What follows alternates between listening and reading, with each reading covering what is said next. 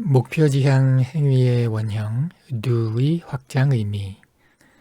그동안 조동사 성공법칙 제3단계 진행 과정에서 알아보았듯이 목표지향 행위의 원형인 do는 존재의 활성력인 be가 목표를 향해 열리는 have를 만나 형성됩니다.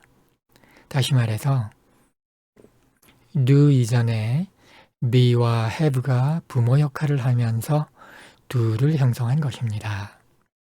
이 때문에 do는 be와 have를 닮은 모습을 보여줍니다. 마치 자식이 부모를 닮는 것처럼.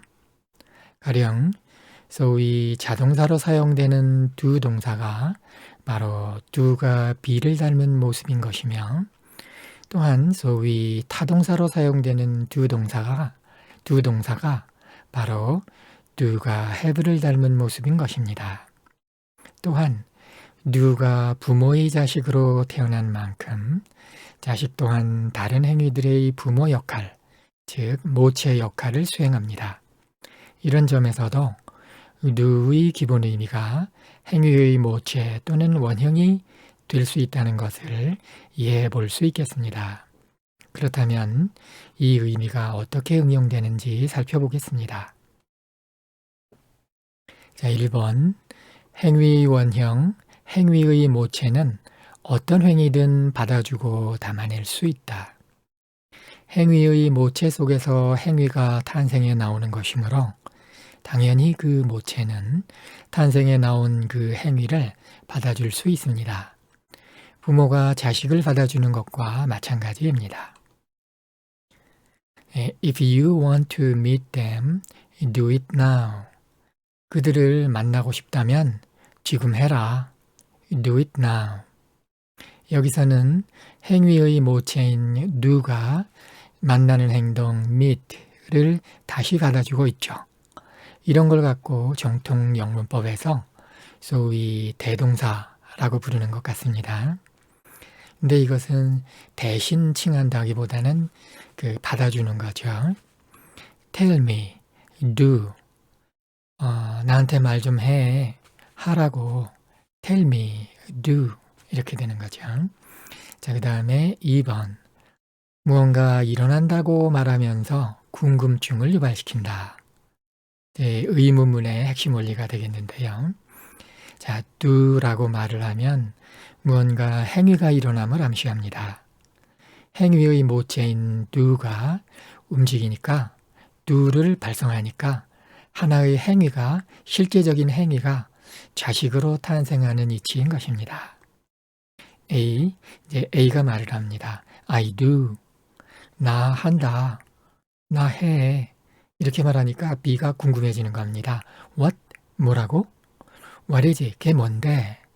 이렇게 물어보게 되죠. 그냥 I do라고 이제 뜬금없이 말을 하게 되면, 뜬금없이 do라고만 하니까 무슨 행위가 일어나는지 궁금증이 일어나는 것입니다. 영어는 이를 활용해서 물어보는 표현, 즉 의문문을 만들어 사용합니다. do. 와, 행위가 일어나네. 근데 무슨 행위지? 아직 무슨 행위인지 모르죠. 그러니까 궁금해지는 겁니다. Do you like music? 궁금해. 너 음악 좋아하는지. 너 음악 좋아하니? Do. 와, 또 행위가 일어나는데 무슨 행위인지 모르겠어. 궁금하죠. Do they have to come? 궁금해. 그들이 와야 하는지. 그들이 와야 할까? 이렇게 되는 거죠. do를 문장 첫머리에 사용함으로써 이런 궁금증 유발 효과를 일으키는 것입니다. 누구나 제일 궁금한 게 일이 일어났다는 것은 알겠는데 막상 무슨 일이 일어났는지를 모를 때 제일 궁금한 거 아닌가요? 아마 일리 있는 말 같습니다. 자, 3번. 행위를 진짜로 실행해 라고 하면서 강조한다. do는 행위의 어머니입니다. 부모가 있으면 자식이 있듯이 do가 있으면 행위가 탄생합니다. 그런데 행위가 탄생할 때는 가짜가 아니라 진짜로 탄생하죠. 뭐 당연한 얘기죠. 부모가 있는데 자식이 없을 수는 없으니까요. 그래서 부모라고 말하는 거고요. 즉 이제 do를 사용하게 되면 행위가 진짜로 탄생함을 알리는 것입니다. 즉 행위가 진짜로 실행된다는 것을 알리는 방식으로 강조하여 말해줄 수 있습니다. 보시죠. I do. 나 한다. I do want.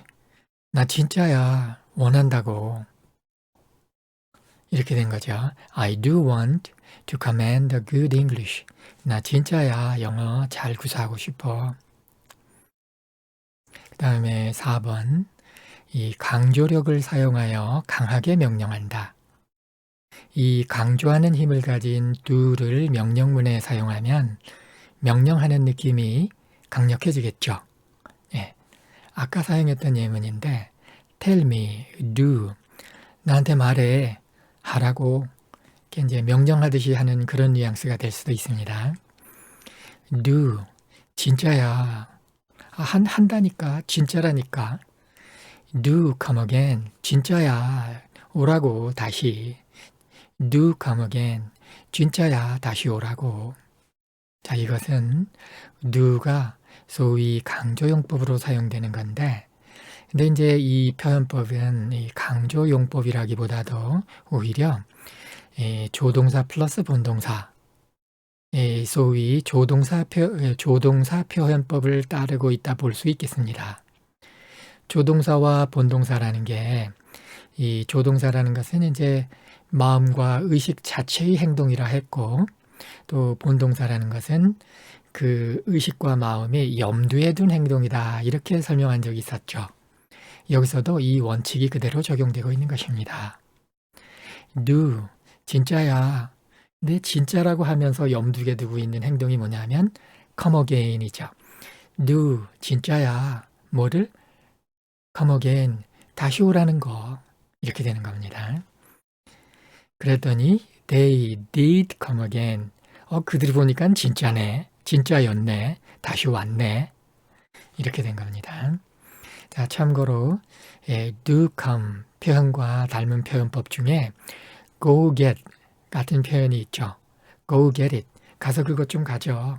가서 그것 좀 집어와. 뭐 이런 표현이 되겠는데, 이 go get은 소위 동사의 원형이 연이어 사용됐죠. go도 동사 원형이고 get도 동사 원형이니까. 이러다 보니까 이게 이 동사무법에 이 어긋난 거 아니냐 하면서 학생들을 헷갈리게 만들곤 합니다. 그런데 이 또한 조동사 플러스 본동사 감각이 아주 많이 길게 확장 응용된 하나의 표현법으로 볼 수 있겠습니다.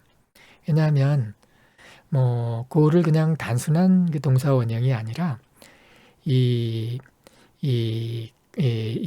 말하자면 동사 원형이 일종의 조동사 비슷한 역할을 이제 하는 것입니다. 그래서 go란 녀석이 조동사 역할을 하고 get이 본동사 역할을 한다. 이렇게 볼 수가 있겠죠. 지금까지 알아본 모든 활용들은 원형이요 모체인, 즉 부모인 do가 어떻게 자식을 가지는지, 즉 do가 어떤 행위를 지칭하고 가리키는지를 가지고 응용을 해본 표현기법들이었습니다. 여기서 do에 의해 가리켜지는 행위가 바로 do의 목표, 즉 do가 지향하는 목표 대상인 것입니다. 참고로 do에 대해 알파벳 분석 방법을 살짝 응용해 보면 do는 D 플러스 O죠. 여기서 D는 destination 또는 direction 이렇게 보고, 또 O는 object 이렇게 볼 수 있다면, 이 의미는 do는 지향하는 대상을 지향한다 또는 지향점을 향한다, 뭐 이런 정도의 의미로 볼 수 있겠습니다. 이런 정도의 감각을 갖고 있는 걸로 볼 수 있다는 거죠. 근데 do하고 비슷한 이 낱말에 to가 있죠. 그래서 to도 한번 이처럼 분석을 해보면 to는 t 플러스 o죠. 그래서 t는 터미널로 보고 그 다음에 o는 똑같이 오브젝트로 볼 수 있다면 그러면 to는 이제 종말 대상, 종말점, 도착점 뭐 이런 의미 정도로 볼 수가 있겠습니다. 자, 이상에서 소개해 올린 내용들을 마음속에 잘 담아낼 수 있다면 한국어민으로서 가령 의문문 표현 만들 때 의문문은 두 동사로 시작하는 거야 라고만 기계적으로 외우고 로봇처럼 따라하기보다는 우리 스스로 영어 감각을 잘 일으키면서 말을 하는데 도움되는 면이 분명히 있을 것입니다. 이와 같이 올바른 원리에 대한 올바른 이해는 영어의 원어민다운 언어 감각을 정확히 얻을 수 있게 해주고 나아가 절대다수 원어민들도 알아보기 정말 어려운 이 영어라는 언어 속에 담긴 아주 깊은 심오한 원리에 대한 감각마저도 느껴볼 수 있을 것입니다.